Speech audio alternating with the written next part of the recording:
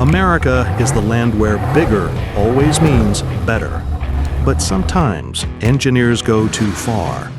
These machines were so wild, powerful, or just plain insane, they were banned, destroyed, or simply never released.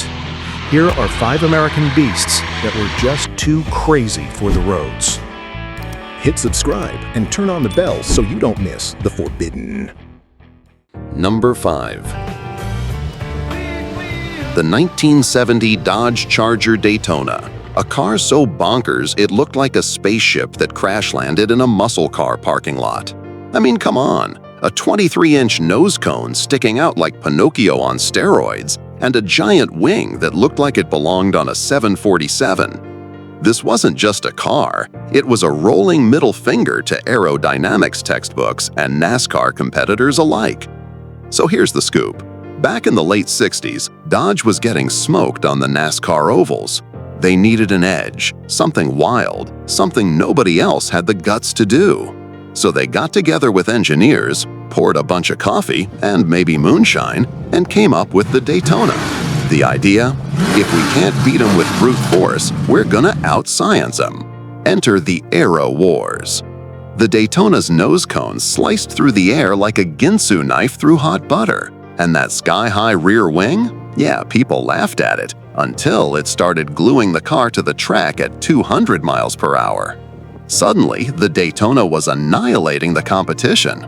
It wasn't just fast, it was a rolling cheat code. Drivers behind the wheel basically turned into NASCAR gods, lapping everyone like they were in bumper cars. And of course, NASCAR officials weren't having any of that. Too aerodynamic, too unfair, too futuristic. So what they do? They changed the freaking rule book. That's right, the Daytona was so dominant it got itself banned. Imagine being so good at your job, the boss has to rewrite the company policy just to get rid of you. That's next level savage. Now here's the funny part. Dodge actually built street versions, about 500 of them, because NASCAR said, hey, if you're gonna race it, you gotta sell it too. And let me tell you, seeing one of these in a driveway must have been like spotting Bigfoot riding a unicycle. The thing was almost 19 feet long. Try parking that sucker in front of your house. You'd have the nose sticking out into the neighbor's mailbox and the wing hovering over the sidewalk like a diving board. And don't even think about sneaking past the cops in one. That wing was basically a flashing neon sign that said, "Please pull me over, officer. I am clearly up to no good." But here's the kicker. Back then, people didn't want them. They were too weird, too impractical, too hard to parallel park. Dealers had to give discounts just to move these things off the lot. Fast forward to today, and collectors are paying enough money for one to buy an entire neighborhood. Ain't that always the way? Yesterday's ugly duckling is today's million-dollar swan. So there you have it, the Daytona, the car that was part fighter jet, part cartoon, and all legend. It conquered NASCAR, it scared the rule makers, and on the streets, it was more impractical than roller skates on a cow. But man, it looked like victory, and sometimes that's all you need. Number 4. The 1954 GM Firebird I, a machine so over the top it looked like somebody in Detroit got drunk, watched a few too many jet fighter reels and said, you know what, forget 4 wheels and an engine, let's build a freaking plane without wings. Now, let's set the stage. It's the 1950s. America's riding high on post-war optimism. Everyone's got their eyes on jet fighters, rocket ships, and a shiny space-age future where maybe we're all eating dinner in pill form. GM, never one to miss a chance at theatrics, decides to cook up something to wow the crowds at their Motorama show. And instead of just slapping fins on a Buick, they go, nah, let's build a car with a gas turbine engine. Yes, you heard that right. Not a V8, not even some wild prototype W engine, an actual jet-inspired turbine. You didn't drive the Firebird I so much as strap yourself into it and pray you didn't melt the asphalt.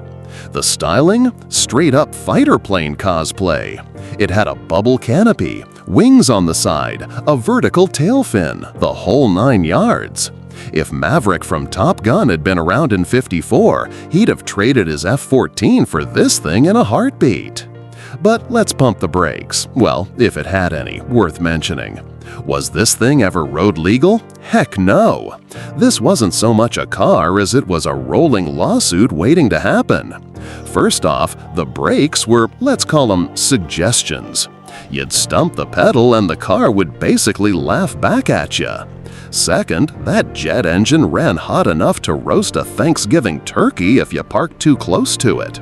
Imagine sitting at a red light in rush hour traffic and the guy behind you suddenly loses his bumper to second-degree burns. That's not family sedan practicality, that's Mad Max material. Safety? Forget about it. No airbags, no crumple zones, not even a proper windshield wiper because GM was too busy trying to make it look like you were taxiing for takeoff. If you crashed this thing, it wouldn't be fender bender, it'd be a full-on air disaster. So, why GM even build it? Simple, theater. This was never about selling cars. It was about showing off, flexing on the world stage and saying, "Look at us, we've got the brains, the budget, and the brass to build a jet car for funsies." And boy did it work. Crowds went nuts. People lined up at Motorama just to stare at this futuristic rocket on wheels and dream about a tomorrow where your commute sounded like the Indy 500 mixed with a missile launch. Legacy-wise, this car lit a fire under the whole concept car culture. It showed automakers that you could push boundaries, be absurd, and still get people hyped. Without the Firebird Eye, who knows if we'd have gotten other insane dream machines like the Ford Nucleon, the Chrysler Turbine Car, or the dozens of wedge-shaped UFOs from the 1970s. It basically gave automakers permission to say, "The road? Ha, that's optional. Let's chase the impossible." At the end of the day, the Firebird Eye wasn't practical, it wasn't legal, and it sure as heck wasn't safe. But it was unforgettable. It was GM looking into the future and saying, "Someday, folks, your car might just fly." Spoiler alert, 70 years later, we're still waiting. Instead of jet cars, we got minivans and hybrids. Progress? I'll let you decide. So, next time you see some wild modern concept car with big LED lights and sliding doors, just remember, in 1954, GM built a freaking fighter jet on wheels. And honestly, that's still cooler. Number 3. The 1987 Buick GNX. The car that proved Grandma's brand could build a street thug mean enough to sucker punch a Corvette and run off before the cops even noticed. This thing wasn't just a Buick, it was a freaking gangster. That blacked-out menace rolling up next to you at a stoplight? That wasn't an old man going to bingo. That was Detroit's version of Batman, and he had boost. Let me paint the picture. Mid-80s, horsepower's in the doghouse. Emissions laws choked the life out of V8s. Muscle cars were wheezing like chain smokers climbing stairs, and the Corvette was supposed to be America's golden boy. But then, out of nowhere, Buick, of all brands, waltzes in with a turbocharged V6. Yeah, that's right, not a big block, not even a small block. A six-banger with a hairdryer strapped on. And this wasn't just any turbo setup. This bad boy had intercoolers, special tuning, and a secret sauce that made GM's own numbers look like a straight-up lie. Officially, Buick said 276 horsepower. In reality, try north of 300. Translation, the Corvette boys were crying into their polo shirts. Now, the GNX didn't just go fast. It went fast with attitude. It looked like Darth Vader's company car. All black, no chrome, no nonsense. No flashy wings or stripes, just a boxy Buick Regal with the kind of menace that said, "You sure you want to do this, pal?" You didn't need a neon sign to tell people this was trouble. The GNX was pure intimidation on wheels. But here's the catch. Driving one wasn't exactly plug and play. See, turbo technology back then was still kinda like playing Russian roulette. You'd stomp the gas, nothing would happen for a split second, then bam, the boost hit like a bar fight in a dive bar. Suddenly you're sideways, the rear tires are screaming for their lives, and you're just hoping you don't end up wrapped around a telephone pole. Lightweight body plus old-school suspension plus gobs of torque equals a car that demanded respect. Treat it wrong, and it treated you like a chew toy. And GM? Oh, they knew what they had. They built only 547 of these bad boys in 1987 and then pulled the plug faster than a kid caught watching late-night cable. Why? Because the GNX was embarrassing the Corvette. And if there's one thing GM couldn't tolerate, it was their budget-friendly grandma car making their Halo sports car look like a mall cop golf cart. So, instead of letting the GNX live on, they buried it. 1 year, done and dusted, just enough to make it a legend. But here's the deal. That short lifespan only made it cooler. Today, mention the GNX in any car crowd and watch the room split between respect and PTSD. It's a cult classic, a black sheep that proved the underdog could bite harder than the big dogs. And when you think about it, that's what makes it dangerous. It didn't just outrun Corvettes, it outran expectations. So what's the legacy? Simple. The GNX is remembered as one of the greatest American muscle machines of all time. Not because it was polished, not because it was perfect, but because it was raw, unpredictable, and downright scary in the right hands. It was a factory-built outlaw, a one-year wonder that came, conquered, and vanished. And if you ask me, that's the kind of car that deserves respect. Not just because it was fast, but because it scared the pants off anyone who underestimated it. Buick made a missile, pointed at Corvette, and then, poof, dropped the mic and walked off stage. Number 2. I'm talking about the 1963 Chrysler turbine car, the car that made every other Detroit ride of its day look like it was running on hamster wheels. This wasn't just another V8 burbling down Main Street. Nope. Chrysler straight up said, "Engines? Cute. Let's slap a freaking jet in it." And they did. Yeah, you heard me. This thing had a turbine engine, just like a jet airplane. Fire it up, and instead of a rumbling growl, it made this eerie, high-pitched whine, like Darth Vader breathing into a vacuum cleaner. Your neighbor's Bel Air went vroom vroom, and the turbine car went whoosh.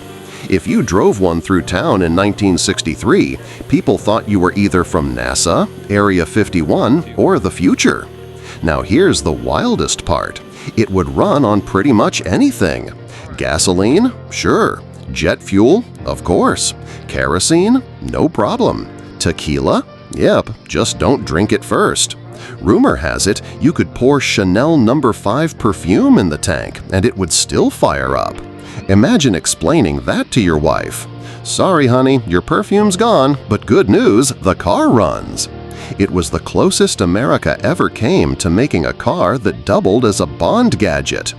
So, why aren't we all driving turbine cars today, zipping around sounding like fighter jets? Because reality, my friends, is a buzzkill. The turbine's exhaust could get hotter than Satan's stovetop. Park it too close to the curb and you'd roast the paint off the car next to you. Not exactly neighborhood-friendly. Then there was the noise. Imagine your daily commute sounding like a squadron of F-16s taking off every time the light turns green. And let's not forget emissions. By the late 60s, Uncle Sam was cracking down hard, and a jet-powered family sedan wasn't exactly passing those sniffer tests. But the real kicker? politics. Chrysler had cooked up this insane piece of tech, and Big Brother wasn't thrilled. Whether it was pressure from oil companies, safety regulators, or just the fact that Congress didn't want America's cul-de-sacs turning into runways, the hammer came down. Of the 55 turbine cars Chrysler made, the government ordered 46 of them destroyed. Crushed, melted down, poof, gone. That's like taking the Mona Lisa and saying, too weird, let's shred it. Today, only a handful survive in museums and private collections, just enough to remind us how bonkers the idea really was. Here's the thing though, the turbine car wasn't a failure, it was a flex. Chrysler proved they could do something nobody else even dared to dream about. While Chevy was tweaking carburetors and Ford was fiddling with tail fins, Chrysler was out here saying, what if your family sedan could literally drink lighter fluid and fly to the moon? So yeah, the turbine car never made it to production, but it left one heck of a legacy. It was proof that Detroit once had the guts to go full sci-fi, to push boundaries so far that even the government got nervous. And to this day, if you see one of the surviving turbine cars, you know you're staring at the ultimate what-if machine. Number 1. The 1966 Shelby Cobra 427 Super Snake. This wasn't just a sports car, folks. Nah, this was Carroll Shelby waking up one morning, sipping his coffee, and saying, you know what, I don't think people are scared enough of cars yet. Let's fix that. Now, the regular Cobra 427 was already a death-defying roller coaster on 4 wheels. Light little British body, gigantic American V8 crammed in like a stick of dynamite. But Shelby, he looked at that and said, cute, but what if we strap 2 superchargers on top and see how long before somebody meets Jesus? The result? 800 horsepower stuffed into a chassis that barely tipped the scales at 2,600 pounds. That's like duct taping a Saturn V rocket to a go-kart. How insane was it? Well, they only built 2 of these monsters. One went to Carroll himself, the other to his buddy comedian Bill Cosby. And guess what? Cosby drove it once, almost had a heart attack, and gave it right back. The poor man even did a whole comedy routine about it called 200 mph, where he basically said, "Thanks, Shelby, but I like living." And the other one? Legend goes the driver took it out, lost control, and yeeted it right off a cliff. Boom, gone. That's not a fun car story. That's a warning label in the shape of a car. Shelby himself, who wasn't exactly known for being cautious, called the thing insane. If the guy who built the Cobra thought it was nuts, you know you're dealing with something closer to a land missile than a car. Why wasn't it road certified? Do you even have to ask? No airbags, no traction control, no ABS, no safety features whatsoever. Heck, it barely had seat belts. It was all engine, tires, and a prayer.